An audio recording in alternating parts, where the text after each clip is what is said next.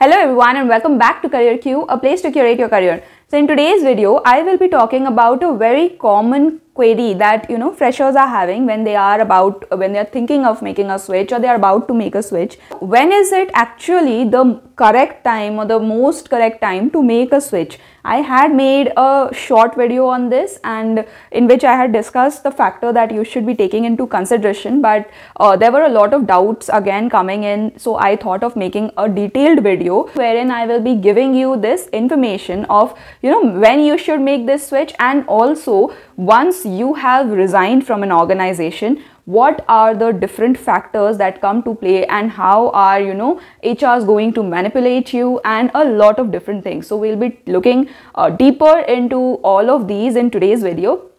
If you are new to our channel, then let me tell you that in this channel we discuss about tech updates, software updates and organizational updates. If any of these topics are of an interest to you, then you might want to hit that subscribe button so that you do not miss another video from us. Without further ado, let's get started.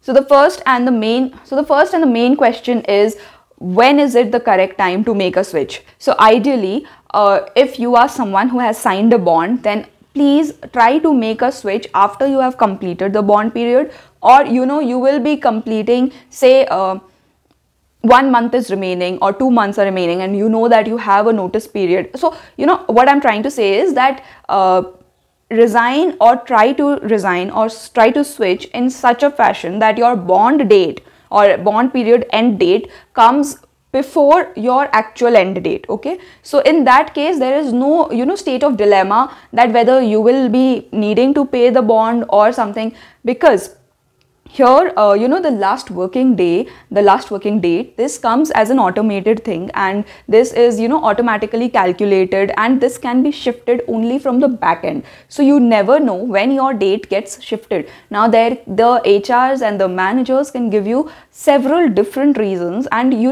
will be shocked to hear them that we don't need you, or maybe like the project is about to end, so you have also resigned, so maybe you can go early. So there are a plethora of reasons, and there are different ways to acquire that bond money out of you. So here you need to be on the safer side, and hence what I am suggesting you is that choose a date for your resignation such that your organizational end date lies much behind than your bond end date. Okay, because in that case they cannot shift actually 1 month or 2 months, they cannot reject. But if it is just 1 or 2 days here and there, your bond is ending today and maybe your actual end date ends on comes 2 days later. So in those cases they can give you an early release, or something on the back end might happen, and you can fall into trouble. So better avoid it. Where you have suffered,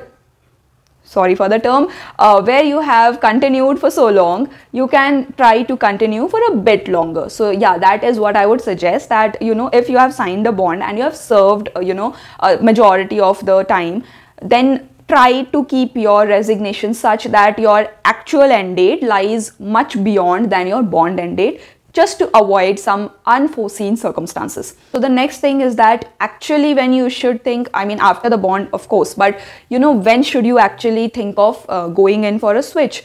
So you have entered an organization, you have been trained, you are maybe selected in a project and working in one, and you're doing really well, and you're maybe getting recognitions and everything. But you need to note that there is a learning curve, okay? And in the beginning years, or in the beginning first 5 years, you should be really on top of your learning curve. If you feel at any time that you are getting good recognition, you are getting everything that is really healthy, and you are having a good environment and everything, but you feel that you are not growing, and your personal learning curve is now flattened, and that you cannot you are not learning anything new, in that case you should now think of making a switch. Now here comes another question, that whether or not you should try in the same organization for something else. Yes, you can try. Okay, the answer to that is very plain and simple. You can absolutely think of continuing in the organization in some other domain, or maybe a step further, and you can talk to your manager that you want to now you want to learn this and that, and you want to grow, and you can talk to them. But being in the software field for quite some time, I have understood that if you get better at something, then your managers are a bit reluctant to release you. Now in that case, what happens is that you are stuck. Since you have learned, you have performed, and you have shown good results or valuable results, then your manager will be reluctant to let you go.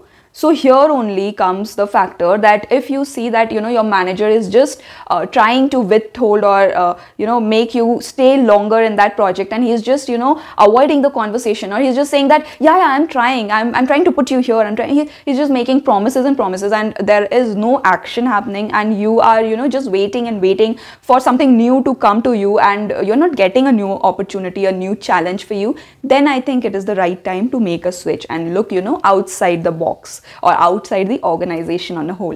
So yeah, whenever you think that you are stuck, your learning curve has flattened, and that you have tried all the ways inside the organization and you cannot see any scope of growing, in that scenario you should now look for a newer opportunity. Apart from this, of course, there is a third case, which is the employee burnout, wherein you are like, there's no work-life balance and you just want to get out of the organization.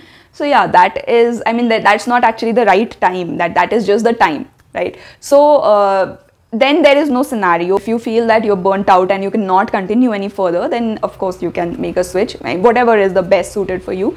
So yeah, you can try doing that as well. But if you see on the different sites, then it is often said, and of course big people, researchers and big industry experts have suggested that if you are a fresher, then you should not stay in an organization for more than 2 or maybe 3 years at max. Okay, so 2 years. So after 2, you can of course make a switch before 2 years as well. You can make a switch after 1 year, 1.5 years. But you should not in any case stay longer than 2 to 3 years, because in turn your financial growth will get flattened.